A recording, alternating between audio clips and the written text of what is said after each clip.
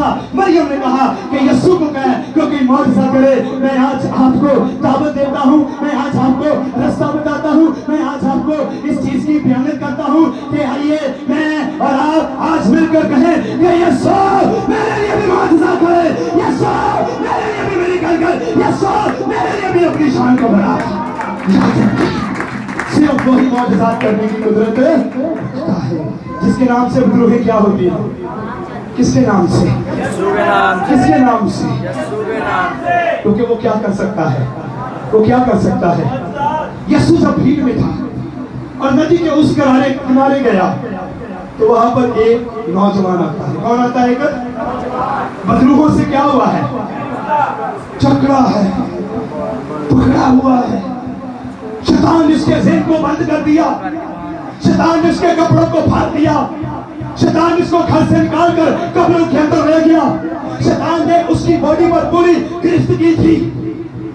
वो अपने घर नहीं जाता था, वो अपनी मां से नहीं मिलता था, वो अपने बाप से नहीं मिलता था, क्योंकि बदरूहों ने क्या किया था उसको? बदरूहों ने क्या किया हुआ था? उसकी हालत क्या हुई थी? उसकी हालत क्या हुई थी? खराब।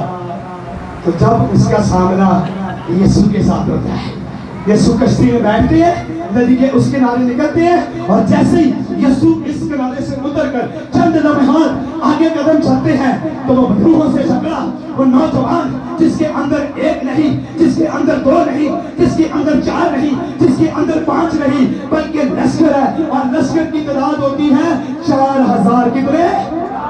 कितने होते हैं जी? 4000 बदरूहे उसके। तो मैंने दसो जिले अंदर 4000 बदरूहा ਉਹਦੀ ਕੀ ਹਾਲਤ ਹੋਏਗੀ। शैतान ते एक नहीं मान घर च की मार लेता है। शैतान अपनी आसमान से जमीन पर गिराया गया, उसकी हैसियत औकात नहीं, वो आसमानों से जमीन पर गिराया है। और यीशु ने कहा जाओ सांपों और बिच्छुओं को कुचल दो। हम इसलिए कहते हैं उसकी कोई औकात नहीं क्योंकि वो हमारे पाँव के, क्योंकि वो यीशु के पाँव के नीचे था, हमारे भी पाँव के नीचे है। हालेलुया। जैसे जाते हैं यीशु उतरते हैं और वो लश्कर सामने खड़ा होता है और यूं आंखें निकालता है और आवाज निकालता है। पुरानी आवाजें उसके अंदर से निकलती हैं, लेकिन उसकी जरूरत नहीं कि वो यीशु को टच भी करे। उसने एक पत्थर उठाया कि मैं यीशु को मारूंगा, उसने एक ईंट उठाई कि मैं मसीह को मारूंगा, इसका सर फोड़ दूंगा, इस पर वार करूंगा। लेकिन नहीं, पत्थर उठाया और जैसे ही पत्थर उठाया पत्थर को यूं करने लगा और हाथ वहीं में रुक गया, रुक गया हाथ वहां पर।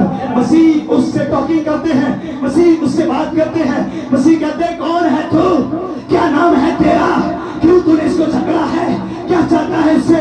उससे कहा हम बहुत हैं, हम बहुत ज्यादा हैं, यानी कि हम लश्कर हैं। और ये बात करने के बाद बदरू क्या कहती है?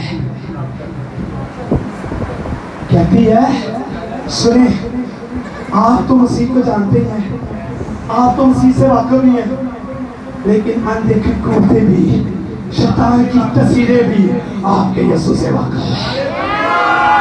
कहने लगी कौन है तू? और सुन, हमें वक्त से पहले अज़ाब के अंदर क्यों डाल लिया है? याद रखे आसमानी फौजें, जमीन के नीचे रहने वाली बदरूहे, कब्रिस्तान के अंदर जादूगर, भगवान, तरह तरह के मंदिर, तरह तरह के हर एक शख्स जो सारे के सारे एक जगह पर इकट्ठे हो जाए और आपका यीशु यहाँ पर इकट्ठा था, ये सारे कहेंगे सानू वक्त पहले अज़ाब से क्यों माना है, क्योंकि मौजज़ा वही कर सकता है, मेरी गले वही कर सकता है, वही अपने लोगों को निजात दे सकता है। इसलिए मुक़द्दस मरियम ने कहा उसे कहो कि कोई, उसे कहे कि कोई, तुम क्यों नहीं कहते कि यीशु कोई मौजज़ा कर दे, यीशु हालात बदल दे, यीशु रास्ते बदल दे, यीशु रोग को बस दे दे, यीशु अपना इख्तियार मुझे दे दे। हालेलुया। कितने लोग मौजज़ा लेने आए हैं? आमीन। मौजज़ा कौन देगा? कौन देगा? यीशु। और फिर यीशु ने कहा ठीक है, मैं तुम्हें अज़ाब के अंदर नहीं डालता, लेकिन सुन, ये जो नौजवान है, ये जो नौजवान खड़ा है, ये ابراہیم کی نسل